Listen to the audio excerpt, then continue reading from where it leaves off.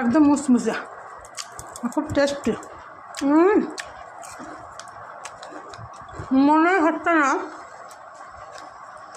কি বলবো, মনে হচ্ছে না যে এটা ব্রাহ্মী শাক।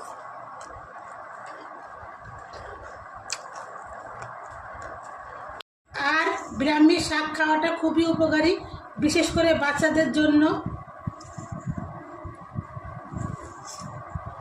যারা লেখাপড়া করছে, কিছু মনে রাখতে পারে না, তাদের জন্য ব্রাহ্মী শাকটা খুবই উপকারী। অনেক সময় দেখা যায় ব্রাহ্মী শাকের ভাজা করলে ঘি দিয়ে ভেজে দিলেও বাচ্চারা খেতে চায় না, বলে খাবো না। কিন্তু এটা যদি দিয়ে পকোড়া করা যায় তাহলে অনায়াসে বাচ্চারা খেয়ে নেবে, বলবেও না যে এটা কি। কিন্তু